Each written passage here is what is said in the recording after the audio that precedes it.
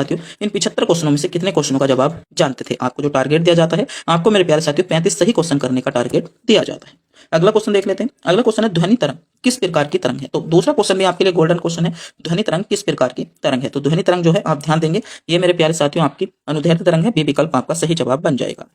अगला क्वेश्चन पूछा गया है पौधों में प्रकाश संश्लेषण मुख्यतः किस भाग में होता है। तो पौधों में प्रकाश संश्लेषण मुख्यतः आपका पत्तियों में होता है। पत्ती सी विकल्प के साथ आपका सही जवाब बन जाएगा।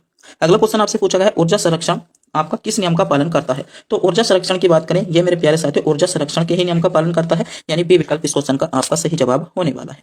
अगला क्वेश्चन नंबर 5 में आपसे पूछा गया है कौन सा धातु जल के संपर्क में आने पर आपका आग पकड़ सकता है। तो कौन पकड़ सकता है, सोडियम पकड़ सकता है। ए विकल्प के साथ आपका सही जवाब बन जाएगा।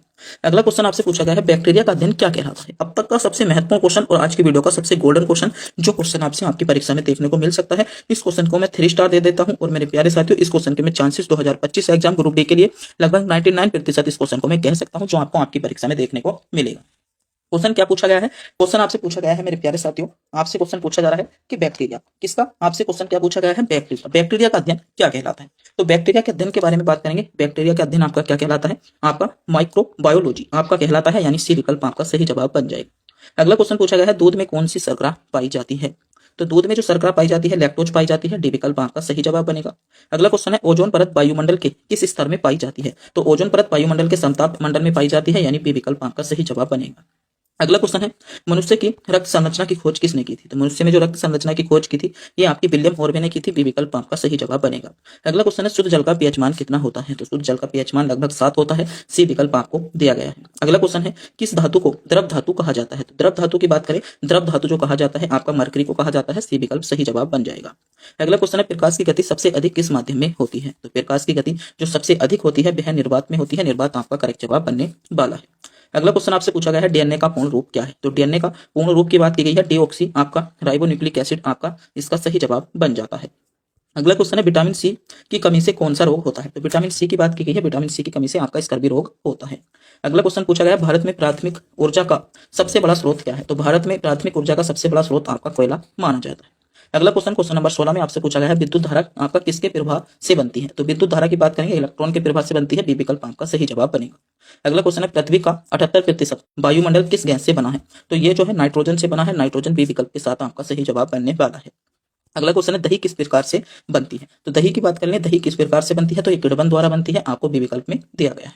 अगला क्वेश्चन है सूर्य की ऊर्जा का स्रोत क्या है। तो सूर्य की ऊर्जा के स्रोत की बात करें, सूर्य का ऊर्जा का स्रोत जो है नाभिक के संलयन है, यानी आपका सी विकल्प सही जवाब बन जाएगा।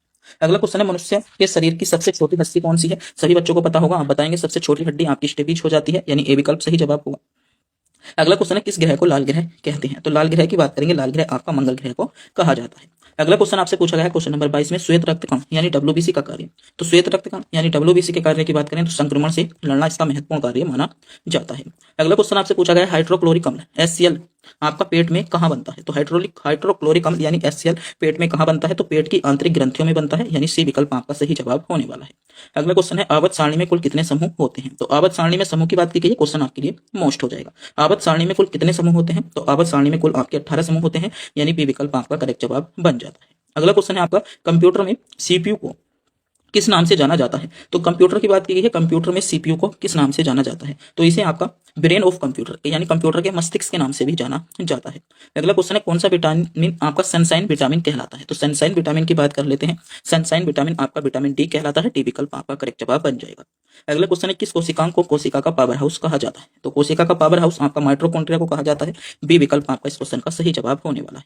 अगला क्वेश्चन है बल्ब का फिलामेंट किस धातु से बना होता है। तो बल्ब का फिलामेंट जो होता है आप ध्यान देंगे टंगस्टन धातु का आपका बना होता है। अगला क्वेश्चन देख लेते हैं। अगला क्वेश्चन है इंसुलिन प्राप्त होता है। तो इंसुलिन की बात की गई है, इंसुलिन आपका प्राप्त होता है। तो इंसुलिन की बात करेंगे, इंसुलिन आपका डलिया की जड़ों से प्राप्त होता है, यानी इसमें बी विकल्प आपका सही जवाब बन जाएगा, जिन बच्चों ने विकल्प बी को चुना है।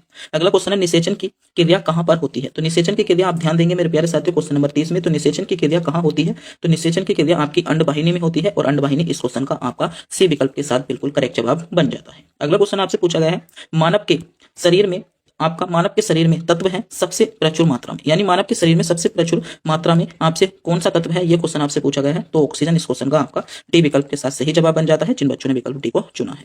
अगर मेरे प्यारे साथियों आप भी हमारे चैनल पर नए हो, चैनल पर पहली बार विजिट किया है, तो प्लीज चैनल को सब्सक्राइब जरूर कर लें, क्योंकि चैनल को सब्सक्राइब करने में आपका किसी भी प्रकार का कोई पैसा नहीं जाता, नहीं हमको मिलता है, बस हम इससे मोटिवेट होते हैं और आपके लिए गोल्डन से गोल्डन सिलेक्टेड बेस्ट चुनिंदा क्वेश्चन लाने की कोशिश करते हैं जो आपकी परीक्षा के लिए महत्वपूर्ण हो जाए। तो प्लीज मेरे प्यारे साथी चैनल को सब्सक्राइब जरूर कर लेंगे। अगला क्वेश्चन पूछा गया है, जब कोई व्यक्ति सोता है तो उसका रक्तचाप, जब कोई व्यक्ति सोता है तो उसके रक्तचाप की बात करें, उसका रक्तचाप घट जाता है, यानी बी विकल्प इस क्वेश्चन का आपका सही जवाब बन जाएगा। अगला क्वेश्चन आपसे पूछा गया है, मानव शरीर में यूरिया का अधिकतम मात्रा पाई जाती है, तो मानव शरीर में यूरिया की जो अधिकतम मात्रा पाई जाती है मूत्र में पाई जाती है, मूत्र इस क्वेश्चन का सी विकल्प के साथ आपका सही जवाब होने वाला है। अगला क्वेश्चन है, कपास की रेशे मिलते हैं, तो कपास के रेशे मिलते हैं, ये क्वेश्चन आपके लिए मोस्ट क्वेश्चन है। तो कपास के रेशे आपके मिलते हैं, बीज से कपास के रेशे मिलते हैं, यानी ए विकल्प आपका करेक्ट जवाब बनने वाला है। अगला क्वेश्चन है, कौन सा विटामिन अंडे में बिल्कुल नहीं पाया जाता, तो अंडे में विटामिन नहीं पाया जाता, इसकी हम बात करते हैं। अंडे में मेरे प्यारे साथियों आपका विटामिन डी नहीं पाया जाता, विटामिन डी आपका करेक्ट जवाब बन जाएगा। अगला क्वेश्चन है, मानव मूत्र में सामान्यतः किस विटामिन का उत्सर्जन होता है, तो इसमें विटामिन सी का उत्सर्जन होता है, विटामिन सी इस क्वेश्चन का आपका सी विकल्प के साथ करेक्ट जवाब बन जाता है। अगला क्वेश्चन है, पेप्सिन बदल देता है, तो पेप्सिन जो बदल देता है प्रोटीन को आपका पोली आपकी पेप्टाइड में बदल देता है, यानी बी विकल्प इस क्वेश्चन का आपका सही जवाब बन जाएगा। अगला क्वेश्चन है, दूध में उपस्थित प्रोटीन है, मोस्ट क्वेश्चन है क्वेश्चन नंबर 38, चुनिंदा क्वेश्चन आपकी परीक्षा के लिए कह दूंगा। क्वेश्चन पूछा गया है, दूध में उपस्थित आपका प्रोटीन है, तो दूध में उपस्थित प्रोटीन की बात करें तो केसिन जो है दूध में उपस्थित प्रोटीन है, यानी केसिन इस क्वेश्चन का आपका बिल्कुल करेक्ट जवाब होने वाला। अगला क्वेश्चन देख लेते हैं। अगला क्वेश्चन आपसे पूछा गया है, अगला क्वेश्चन है, जहरीले पदार्थों को कहा जाता है, मोस्ट क्वेश्चन है, आपके ध्यान रखेंगे। जहरीले पदार्थों की बात की गई है, जहरीले पदार्थों को कहा जाता है, तो जहरीले पदार्थों को आपका टॉक्सिन कहा जाता है, ए विकल्प आपका करेक्ट जवाब बन जाएगा।